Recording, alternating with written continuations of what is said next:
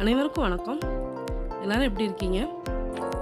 நம்ம சேனலில் சாதாரண தையல் மிஷினில் எப்படி எம்ப்ராய்டரி போடுறதுங்கிறத பார்த்துக்கிட்டு இருக்கோம். இது வரைக்கும் 29 ஸ்டிச்சஸ் பார்த்துருக்கோம்.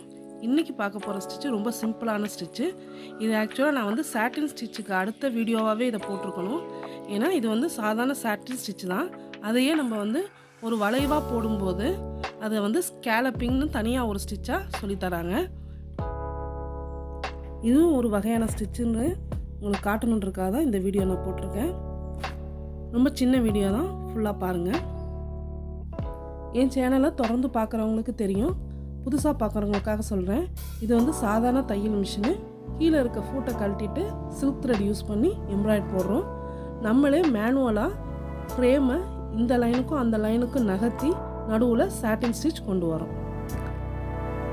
இது ஆர்டினரி சாதாரண தையல் மிஷின், பேசிக் மாடல் தையல் மிஷினு. இதில் எந்த ப்ரீ செட்டிங் எதுவுமே கிடையாது, ஜிக்ஸாக் மிஷின் கிடையாது. இது சாதாரண தையல் மிஷின். அதில் நம்ம ஒரு எம்ப்ராய்டரி போடும்போது எப்படி போடலான்றதான் நம்ம இந்த வீடியோஸில் பார்த்துட்ருக்கோம். இதுக்கு பேர், இந்த ஸ்டிச்சுக்கு பேர் ஸ்கேலப்பிங். அதாவது சாட்டின் ஸ்டிச்சையே ஒரு வளைவாக ஷார்ட் ஸ்பேனில் ஆரம்பித்து கொஞ்சம் அகலமாக போட்டு அப்புறம் திருப்பி ஷார்ட் ஸ்பேனில் முடிக்கிறது ஸ்கேலப்பிங். இந்த ஸ்டிச்சு எங்கே யூஸ் ஆகும்னா பார்டரில் போடுறதுக்கு. ஒரு ஃப்ராக்கோட பார்டரில், நம்ம லேடிஸோட இன்ஸ்கர்ட்லாம் கீழே பார்த்திங்கன்னா இந்த மாதிரி ஸ்கேலப்பிங் ஸ்டிச் பண்ணிவிட்டு அந்த துணியை கரெக்டாக அந்த ஓரத்தில் கட் பண்ணிவிட்டு ஹீட் பண்ணி அந்த இதை ஃபினிஷ் பண்ணியிருப்பாங்க. அந்த மாதிரி இடத்துல நம்ம இந்த ஸ்டிச்சை யூஸ் பண்ணலாம். நான் முன்னாடி வீடியோக்களில் சொன்ன மாதிரி நம்ம இந்த சாதாரண தையல் மிஷினில் 40 வகையான தையல் நம்ம போடலான்னு சொல்லியிருக்கேன்.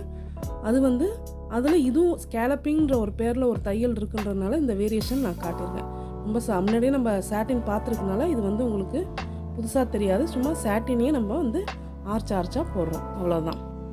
சாதாரண மிஷினை எம்ப்ராய்டரிக்கு எப்படி கன்வெர்ட் பண்ணுறது, அப்புறம் எப்படி பேசிக் ஸ்டிச் போடுறதுலாம் நான் ஏற்கனவே வீடியோஸ் போட்டிருக்கேன், டிஸ்கிரிப்ஷனில் இருக்குது, போய் பாருங்கள். இது என்னோட எம்ப்ராய்டரி ஆல்பத்துக்காக போட்ட டிசைனு. இந்த வீடியோ உங்களுக்கு பிடிச்சிருக்குன்னு நினைக்கிறேன். பிடிச்சிருந்தா லைக் பண்ணுங்கள், ஷேர் பண்ணுங்கள். என் சேனலை சப்ஸ்கிரைப் பண்ணாதவங்க சப்ஸ்கிரைப் பண்ணிக்கோங்க. பக்கத்தில் இருக்க நோட்டிஃபிகேஷன் பட்டனையும் கிளிக் பண்ணிக்கோங்க. தேங்க்ஸ் ஃபார் வாட்சிங். அடுத்த வீடியோவில் சந்திக்கலாம்.